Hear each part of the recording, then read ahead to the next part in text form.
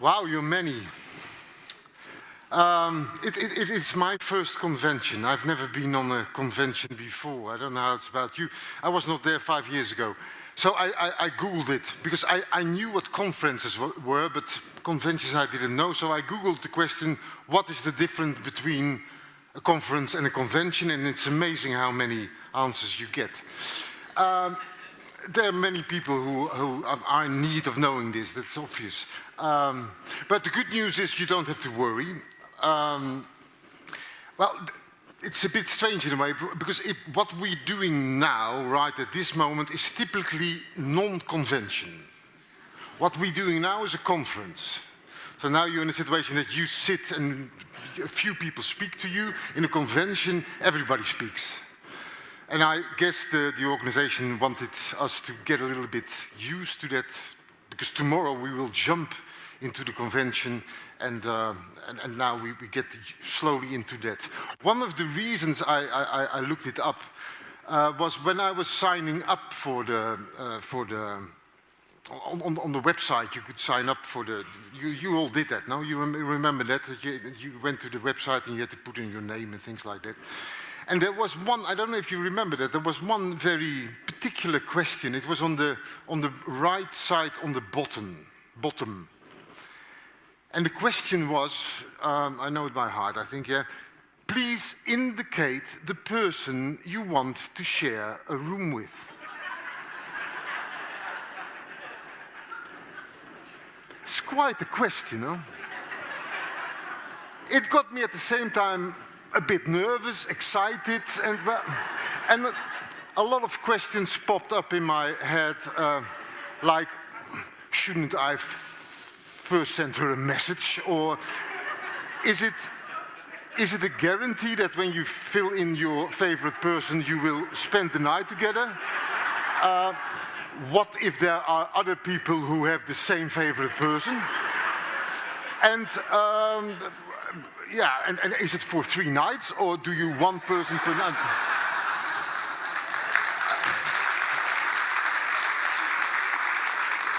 And then I thought, well, maybe it's a poll. So on the last day of the convention, there will be announced who is the most favorite person to sleep with. We will see. But then I read a little bit better, and then there was, between brackets was written, only for youth workers. Only for youth workers. And I just filled in, the organization asked me to fill in to register as other, so I did that. I like that also, when people cannot put you in a box, you put other. It's a nice tip maybe also for, I guess there are more people here who are sometimes in the difficult situation that when you are on a party or in a pub, that people think that the best opening sentence to start a conversation is to ask for your profession. Well, in our case, it's not the best opening sentence. And it's always very difficult to explain what we are doing. Well, it's not so difficult to explain, but it's very difficult for the other people to understand what we are doing. So, and you can take this as a tip. So I say now always, immediately other. And immediately they stop asking any further questions about your profession. Well, I have to be honest, they also start to stop talking to you, so I end up mostly quite lonely in pubs and parties, but still. But back now to the spending the night together question. Then I understood the message behind that. It's a wonderful message. We have here policymakers, we have here trainers, we have here researchers, wonderful work, but the ones who really do the work, the ones who are really with their, I don't know if this is English, with their feet in the mud, that are the youth workers. So they get a special appreciation from the organization to say, well, you are allowed to see with whom you spend the night together. Wonderful.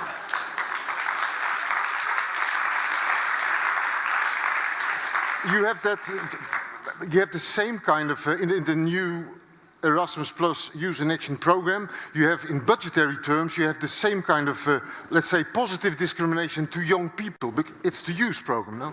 So they have positive discrimination to use. So for instance, when I go from Melito di Porto Salvo to Copenhagen, I live in Melito di Porto Salvo, that's the reason why I leave from there, to Copenhagen, then I can put in the budget the amount of 275 euros. When there's a young person from my same village also going to Copenhagen, you can put in the budget 170 euros. And the idea is, young people should travel cheap. Young people should, and that's true, young people should be able to travel everywhere, and that's why they should travel cheaper. And I think this kind of positive way to look at things, we should, well, this spirit we should take, but I will come back to that later, because first, where are we? What is use work? I'm quite sure that after me, after the break, Howard will say much more interesting things about that. But when I studied to be a youth worker in the Netherlands, that was from 1973 till 1977, I'm very old, 4 years, it was very clear what youth work was. We knew that when we would leave after our study, we would go into the streets, we would go into the youth centers, we would go into the community centers, and we would collect as many people as possible around us, young people, and we would feed them with political awareness. And after that, they would go to their schools, to their companies, and take over. They would start a revolution. There would be revolution on the schools, in the companies, in the factories. There would be revolution everywhere, and we would take over the country, and there would be a happy, equal, heaven-on-earth society. So it was clear what we had to do. And also, during our study, we were already very revolutionary.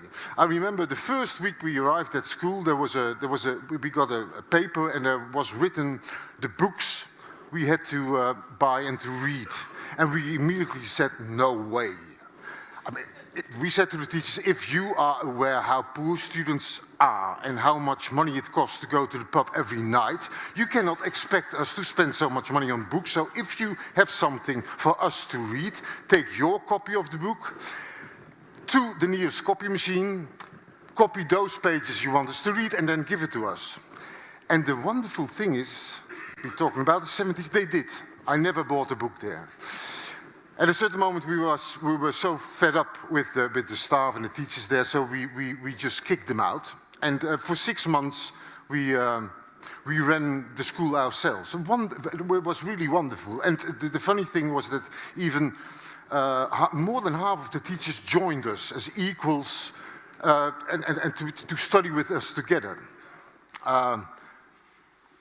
They had, well, it was the time for them when Carl Rogers was starting to write about education, and Carl Rogers is the Ken Robinson of the 70s and the 80s. But we didn't have TED Talks. We didn't even have internet then. But then, when we finished the study. Things turned out to be a little bit different. It turned out that young people appreciated much more how, if we were able to store the clay after the handicraft group so that they could still use it next week, or if we could organize an awesome disco or not. So, and our political awareness was not so much appreciated. One thing I took from there was a sentence, probably from one of those copied papers. I don't know who wrote the sentence, but the sentence was, people's behavior is their response, their answer, their solution for the challenges they meet in daily life. I still find that a very interesting sentence. When I think back on the encounters that I had during my youth work life, the encounters I had with young people, I have the impression that a lot of young people found responses that were not the most smart one, let's say it like that, or found responses that were not really helping them to take a step forward. It was even brought them for a step backward and brought them other even more bigger challenges. It were also often solutions which were not very much appreciated by the people around them, by their parents or by their teachers, but also not by their friends. And I think that if you look at youth work,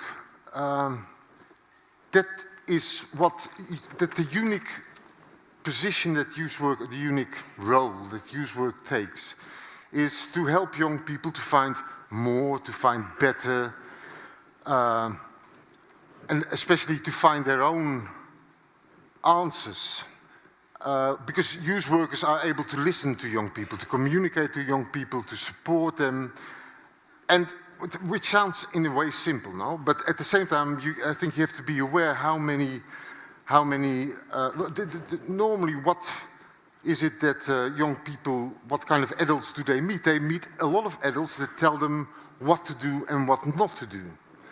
And youth work doesn't do that. And I think if you look at society now more than ever, young people have to deal with so many challenges, so many questions, so many opportunities, so many different chances that there are, and which you can say is beautiful, but which is also very difficult. And it needs a lot of self-awareness, it needs self-confidence, and I think it needs the competence to deal with uncertainty, to deal with ambiguity and change, to deal with all those different offers, all those different challenges. I think, by the way, anyway, the competence to deal with ambiguity and change is one of the most important ones that we have nowadays. If you don't have that competence, if you don't have that competence, then you risk to take a lot of decisions based on uncertainty and based on fear. And we know that are mostly not the best ways to take decisions on. Well, I think what I said, I think that youth work has a unique role there. It's giving young people the space to try out things, to do things, to reflect on that, but also to gain self-confidence, to find their own passions, to find their own talents, to find their own paths to go. And I think that they find in that way that it's a school for life, a little bit. It's learning for life what you do in youth work. And I think that is a very important part of youth work. We switch now to the topic of recognition of youth work. And let it also be the last time we do so. Because I think, I've been in youth work now for 35 years, and for 35 years we are always complaining that we are not recognized. Nobody sees us. It's so sad. And I think we should stop it, and I think we are recognized. I think that's the misunderstanding. The problem is a little bit different. The problem is about awareness of recognition. I think the problem is that we are recognized but are not aware of that, and the ones who are supposed to recognize us do already recognize us but are not aware of it. It's in a way a very simple problem. And the good thing is there's also, the solution is not that difficult, and it's in our hands. So we go to that now, therefore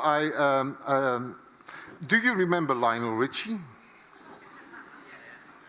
A bit, not really enthusiastic reaction, huh? He is still touring around. He's in Europe at the moment. very soon in a theater near you. Well, one of his most famous songs was Hello. You remember that one? Wonderful, no? Well, we're going to use Lionel to get in the... No, he will not appear now in the door, don't worry. No, I saw some people... No. But we have him on screen. Because he will help us to come to the right spirit, to get to this conference and to get rid of this whole recognition topic forever. But I don't know, the song was a hit in 1984. I made and it has a long clip. There are some cuts in it because otherwise we didn't have the time. So we will look now at the clip, but you have to be prepared. It's 1984. There will be some shocking things. Now, basically, the whole clip is about a teacher stalking a student. If you look at it now. In those days, that was different. But let's look at the clip and then let's see how... Okay, I would say start the clip.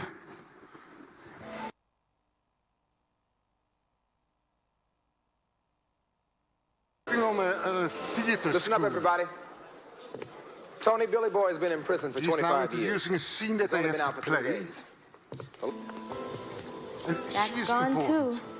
She's blind. I know that's not a political right term, but in 1984 she was blind. It's hard to explain.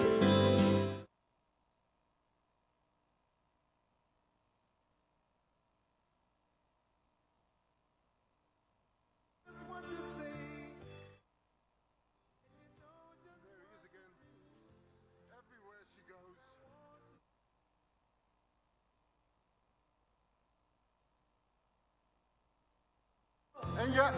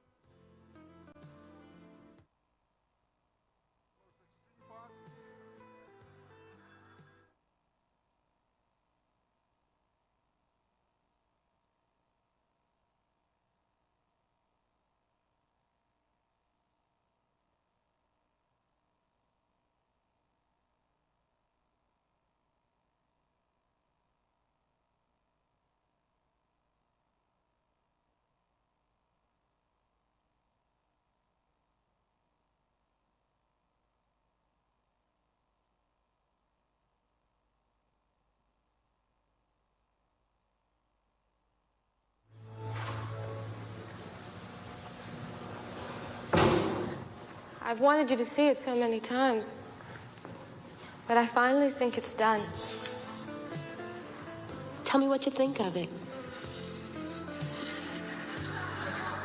Oh, it's wonderful. This is how I see you.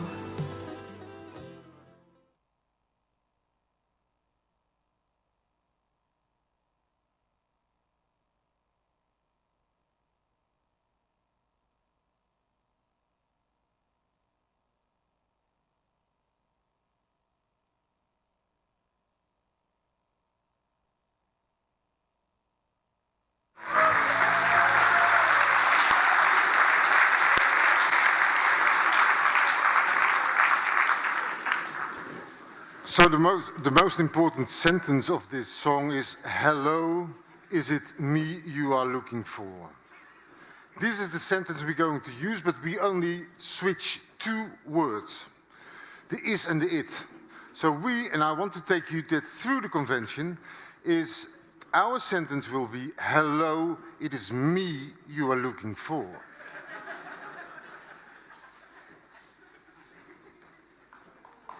Now we come to it. Yeah, but you don't get it that easy. Because we have to do it.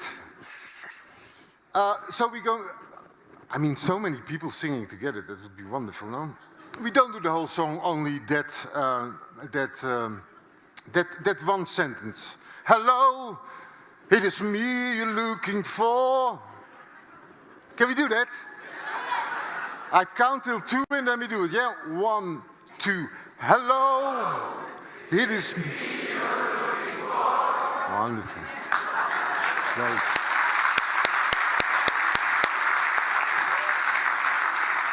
Well, since you're so over-enthusiastic, I would say let's do also the gestures. No, that helps also.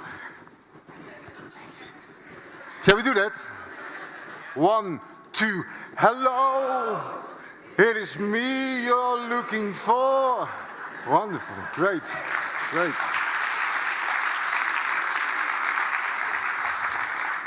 Now remember this now, because I build it in the rest of my, in the end part of my speech. So let's look a little bit around us now. Let's start close to us and look at formal education.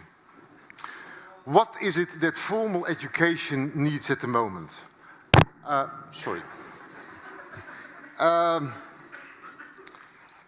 Formal education is in crisis, I think you could say that.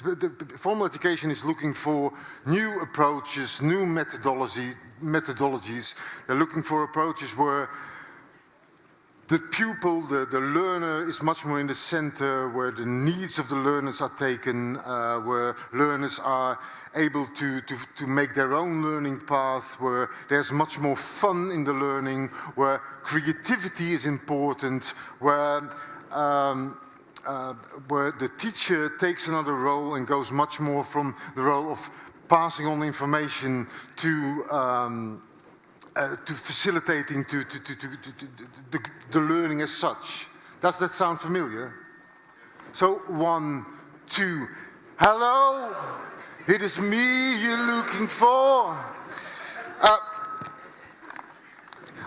I think there are wonderful things happening in schools, in education. You see more and more places where teachers completely change their approach towards learning and make beautiful schools where it's joyful to be, but it's not enough yet.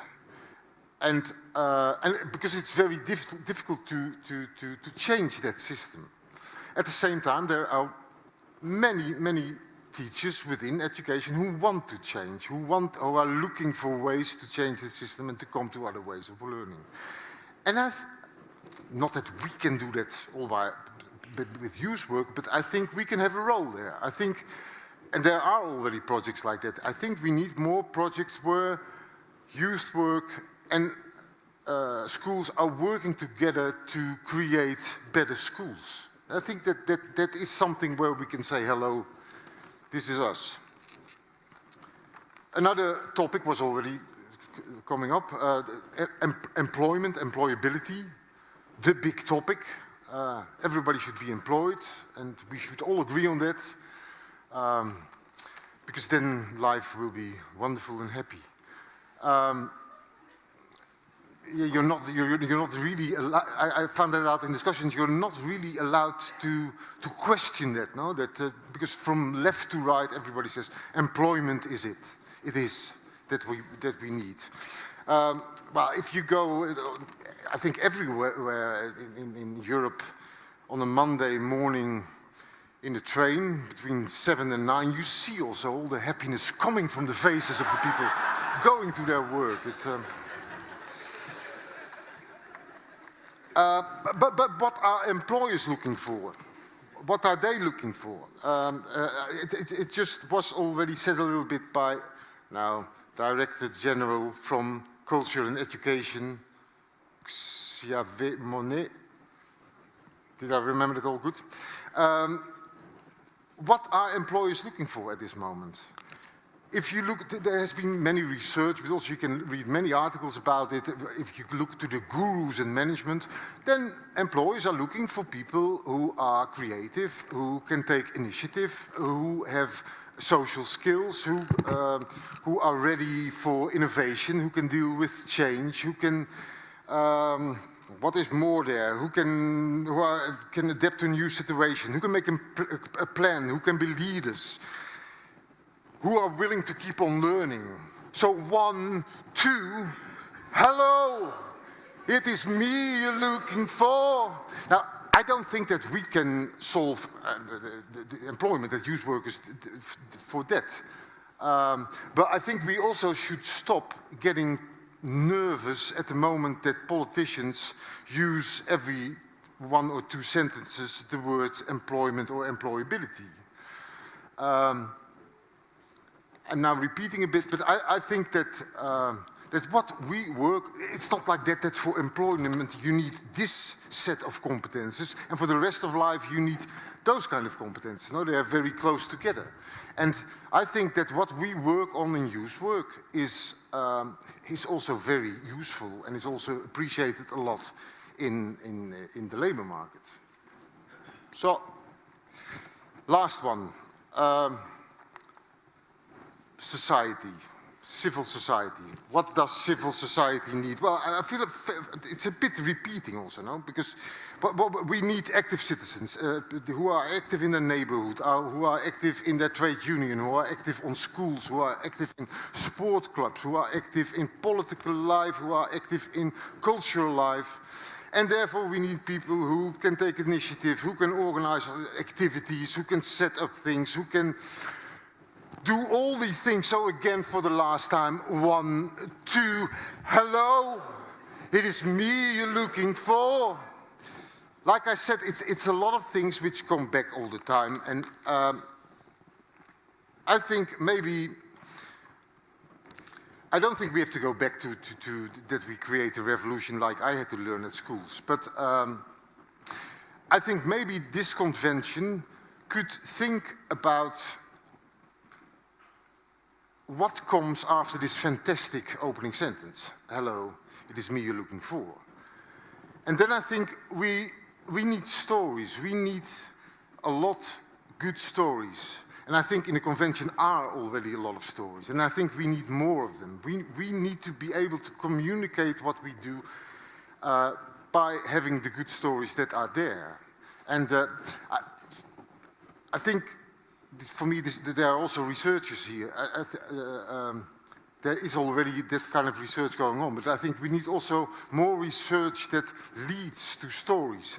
We have also other research which is also very useful, but I think we need more and more research also which leads to stories which show what youth work is. But with the intention, hello, it is me you're looking for. Thank you for your patience.